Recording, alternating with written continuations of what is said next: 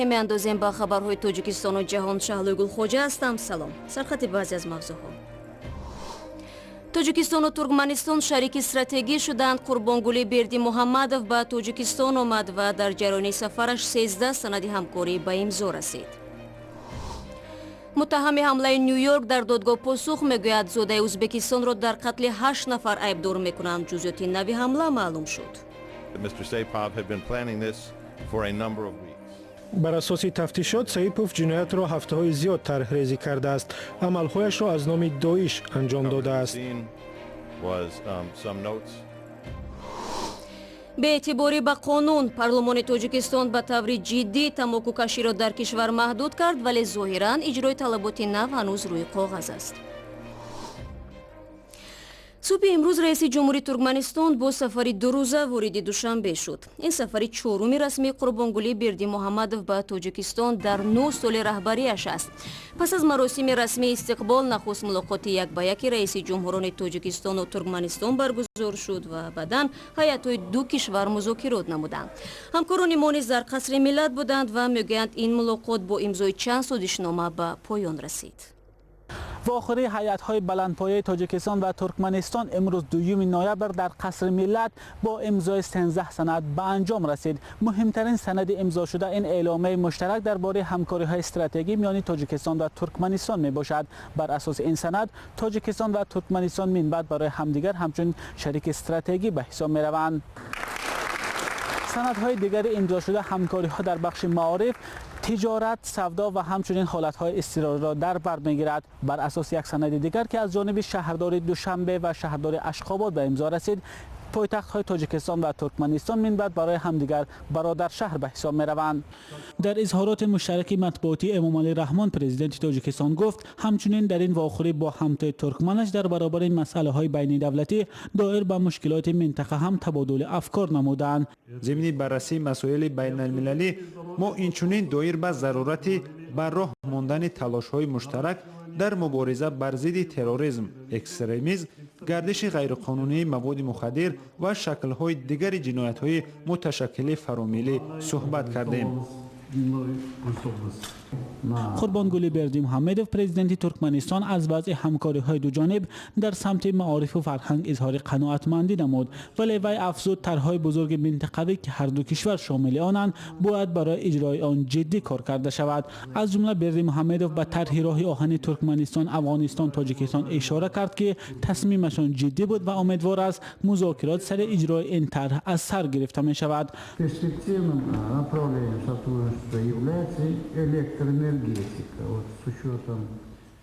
дар дурнамои рушди ҳамкориҳои дуҷониба дар соҳаи барқу энержӣ мо пешниҳод кардем ҷониби Туркманистон омода аст тавассути Афғонистон хатти барқро то ба Тоҷикистон таъмин кунад. албатта агар ин ҷониб хоҳад мо хусусан дар фасли зимистон барқ медиҳем. Осуществите подачу электричества транзитом через Афганистан, Таджикистан в осенне-зимний период. мақомҳои баландпояи ду кишвар изҳори умедворӣ карданд ки ин сафари қурбонгулӣ Бердимуҳаммадов ба Тоҷикистон барои тақвияти ҳамкориҳои ду кишвар такони ҷиддӣ хоҳад бахшид. Мулло Раҷаб Юсуфӣ, Шодмон Ятим, Озодии Душанбе. мақомоти кумитаи оид ба корҳои дин, танзими анъана ва ҷашну маросимҳои миллии Тоҷикистон тасдиқ карданд ки барои барканор кардани имомхатибоне ки дар хориҷ таҳсил карданд қарори нав содир шудааст. Афшин Муқим, сухангӯи кумитаи дини Тоҷикистон, рӯзи 2 ноябр дар суҳбат бо Радиои Озодӣ гуфт ки рӯзи 28 октябр ин қарор бо имзои муовини аввали раиси ин ниҳод Амирбек Бекназаров имзо шудааст. тафсилоти ин матлаб дар сайти Озодӣ www.ozodi.org нашр мешавад. рӯ меорем ба мавзӯъҳои ҷаҳонӣ. додситони амрико нисбати шаҳрванди Ӯзбекистон аз рӯи моддаи терроризм парванда боз кардааст. Сайфулло Соипов дар қатли 8 нафар дар Ню Йорк муттаҳам мешавад. ӯ рӯзи сешанбе бо як мошини хурди борбар ба хати махсуси дучархасаворон ва муқобили масири мухолиф ҳаракат карда боиси ҳалокат ва маҷрӯҳ шудани нафарони зиёд гардид. Президент Дональд Трамп дар твиттери худ навишт ки Соипов сазовори ҳукми қатл аст. مهاجری ازبک که به قتل 8 نفر در شهر نیویورک متهم می شود برای این جنایت چند هفته آمادگی گرفته است. او که ماشین را روز 1 نوامبر برای رهگذران راند از پیروان گروه دولتی اسلامی بوده است. در این باره افسران پلیس نیویورک در یک نشست خبری صحبت کردند. بر اساس تفتیشات سایپوف جنایت را هفته‌های زیاد طرح ریزی کرده است. عملهایش را از نام داعش انجام داده است.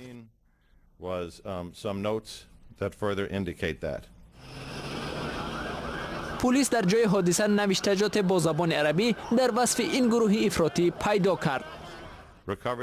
از ماشین و از نزد آن 2 کارت، تفنگ‌های پلاستیکی، تفنگ پیندبال و اسلحه پنیوماتیکی گرفتیم. به قول جان میلر، سایفوللو سویپوف زیر نظر پلیس و نظارت خدمات تحقیقات فدرالی آمریکا قرار نداشت. مقامات انتظامی حالا تماس‌ها و شریکان احتمالی او را جستجو دارند. خدمات فدرالی تحقیقات روز 1 نوامبر اعلان کرد که یک جوان دیگری ازبک محمد ظاهر قادرов را جستجو دارد، ولی بعداً گفتند که او را یافتند. جزئیات دیگری درباره‌اش نشر نشده است.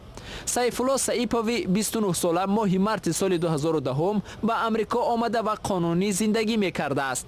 به نوشته خبرگزاری رویترز، والدانش در یک محله عادی در شهر تاشکند زندگی می‌کنند.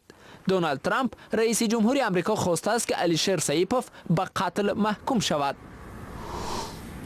روز چهارشنبه بر اثر ترکش ماشین‌های انتقال دهنده مواد سوخت در شهر چوریکور واقع در شمال و غرب پایتخت افغانستان کمش 15 کشته و 27 کسی دیگر مجروح شدند. ساکنان محلی میگویند که ماشین‌ها یا خود تانکرها منفجر شده اتوبوسی در نزدشان قرار داشته را نیز به کام آتش کشیدند. آنها طلب دارند که مقامات ماشین‌های بارکش را به شهر راه ندهند. ما از دولت است، از والی محترم است که باید که باری است تو یک تانکرای چیز باید که از رای یک چیز دیگه دور بده که تو در بین شهر نگردش که تو چیز با مردم بسیار خساره میکنه دیگه. به قول مقامداران امنیتی بمب را در ماشین‌های مواد سوخت چسبانیده بودند. آنها می‌افزایند که آتش گرفتن اتوبوس مسافربر شمار قربانی‌ها را افزایش داد. سخنگوی حکومت محلی وحید شهکار فوت 15 نفر و جراحت 27 کسی دیگر را تصدیق کرد. واقعا دیگه بود که ترالی آدمی ما دیگه ما نزدیکش بودیم دیگه ما بالا شد دیگه و خودی راننده اتوبوس هم دیگه زیاد سرعت داشت دیگه که من در سرعت برم گفت دیگه واقع پیش آمد دیگه 3 تا از ما دیگه اینجا شهید شد دیگه ما دیگه فرار کردیم دیگه دستای ما چیزای ما سوخت دیگه خیش همینه دیگه. روز 31 اکتبر در نتیجه حمله انتحاری در کابل کمش 8 کس به هلاکت رسیده بودند.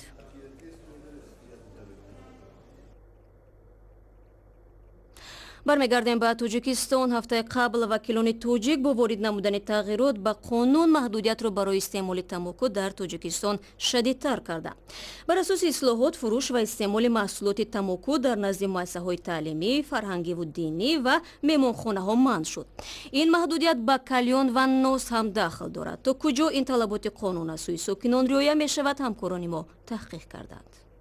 طرح نوی قانون درباره محدود کردن استعمال و استفاده تمباکو در تاجیکستان که اخیراً از سوی پارلمان کشور قبول کرده شد، از این به بعد در بارپیچ‌های سیگار یا تمباکو باید نه کم در از 70% نوشتجات‌ها حتما از ضرر تمباکو بازگو شود. در برابر فروش به تا 18 ساله‌ها و همچنین به شکل دانه فروختن، فروشنده‌های سیگار می‌توانند نزد قانون جواب گویند.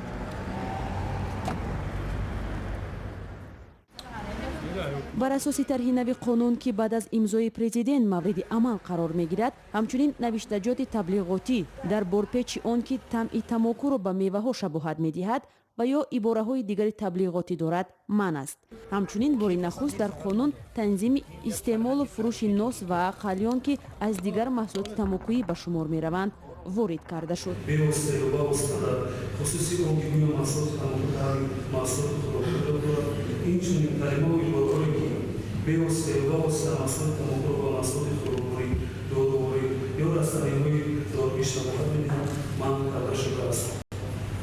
طبعا مشاهده می شود تا هنوز در کشور جایهای مخصوص برای فروش و استفاده محصولات تمباکو پورا فراهم نشده است.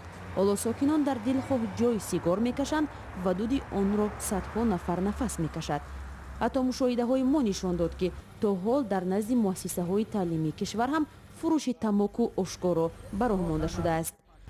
аксар сокинон аз ин тарҳи қонун пуштибонӣ мекунанд ва мегӯянд тарки сигор кардан метавонад ҳам саломатии онҳоро ҳифз кунад ва ҳам ба фоидаи ҷайби онҳо бошад.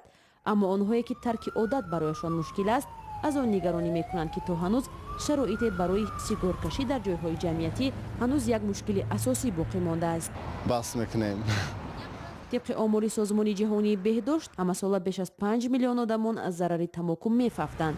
ҳоло кишвари Тоҷикистон дар минтақа аз лиҳози истеъмоли тамоку дар ҷойи сеюм қарор дорад. бар асоси омори расмӣ феълан дар кишвар беш аз 500 000 нафар тамоку мекашанд ки 78% онҳо мардон, 10% зан ва 12% дигарон ноболиғон ташкил медиҳанд. бархе аз сокинон мегӯянд ҳоло истифодаи фаровони нос ҳам миёни мардон зиёд аст ки ба гуфтаи табибон зарари он бештар аз зиёни сигор дониста мешавад. нигароние ки худи мақомотро ҳам водор кардааст то дар тарҳи нав маҳдудият ба носу калёнро ҳам ворид кунанд. барномаро идома медиҳем. мақомоти Тоҷикистон мегӯянд ба наздикии кишвар соҳиби нахустин шоҳроҳи мутобиқ ба меъёрҳои ҷаҳонӣ мегардад. тибқи нақша роҳе ки имрӯз пойтахти Тоҷикистонро бо ҷануби кишвар пайванд мекунад, аз навсозӣ ва васеъ мешавад. гузашта аз ин ба бовари сармоягузорони ин тарҳ роҳи нав ҳаёти сокинони ду шаҳри калони Тоҷикистонро осон хоҳад кард. гузориши навбатиро тамошо мекунем. ҳар рӯз тариқи роҳи Душанбе Қурғонтепа ҳазорҳо мошини сабукраву боркаш мегузарад. ин роҳ охирин бор 12 соли пеш таъмир шуда дар зери бори зиёд вайрон шуд. ноҳамвориҳо бештар аз ҳама барои ронандагони таксӣ, тоҷирон ва сокинони маҳаллӣ ки ҳар рӯз аз ин роҳ истифода мекунанд мушкил эҷод мекунад. шоҳроҳи духатта маркази Тоҷикистонро бо ҷануби кишвар мепайвандад. дар байни ҳамин ду моҳ се моҳ як бор ҳамин хел хадавоию ҳамин ҳолати мошин бад мешавад. мо мерем хакиш ҳамин сабабаш ҳамин сифати паст будани раҳ. имрӯза шароити раҳ вазбин аст. рости гап раҳҳо безеб аст ва дараҷаи олӣ безеб аст. ҳамин шоми шавида шомида ҳай канда мешавад. дулано ҳаст фурӯҳо бор дора оста мегардаваё абгам канда мешавад. пеш мошин мисол мера кушод шава бо соз мешавад. раҳо вайрона ҳар як ду моҳда ремонт мекунем. чора хадавой мекунем. гар соз кишид мумкин 1 сол хадавой мекунем. мода фоида охе. мақомоти Тоҷикистон ваъда медиҳанд ки бунёди роҳи нав байни ин ду шаҳри бузург ба ҳамин зудиҳо оғоз мешавад. бонки осиёи рушд барои ин тарҳ беш аз 65 миллион доллар қарзи бо имтиёз додааст ки ин аз 2 ҳиссаи маблағи зарурӣ барои сохтмони шоҳроҳ мебошад.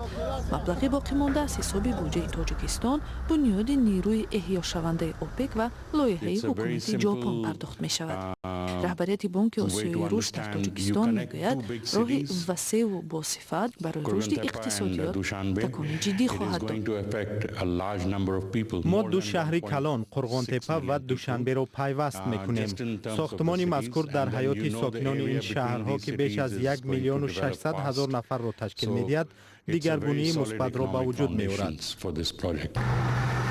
роҳ бо истифода аз технологияҳои инноватсионӣ бунёд мешавад. мунфарши босифат, минтақаҳои махсуси бехатар барои роҳгузарон ва чорвоҳ, истгоҳҳои нақлиётӣ ва таъмин бо рӯшноие ки ҳоло шоҳроҳ онро надорад. ин гуна шоҳроҳи то ҳол дар Тоҷикистон сохта нашудааст. мо бунёди энергияи соф ба ин лоҳия ҷалб кардем. роҳ аз ҳисоби панелҳои офтобӣ равшан карда мешаванд.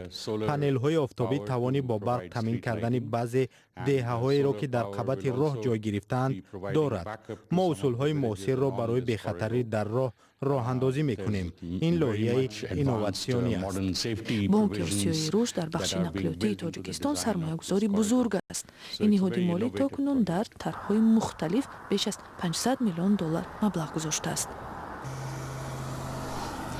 ва вазоратҳои маорифу фарҳанг ва умури дохила бо саркардаҳои душвортарбият дар мактабҳои шаҳри Душанбе корро оғоз карданд. супоришро дар ин замина шаҳрдори Душанбе Рустами Эмомалӣ содир кардааст. ба феҳристи ба ислоҳ пешвоҳои наврасон 222 хонандаи мактаб номнавис шудаанд. бо ин хабар барнома имрӯзро анҷом медиҳем, вале шумо метавонед матолиби бештар аз инро дар сомонаи бахши тоҷикии радиои озодӣ пайдо кунед. бо сипос ба ҳар яки шумо азизон. худо нигаҳдори ҳар яки шумо бошад.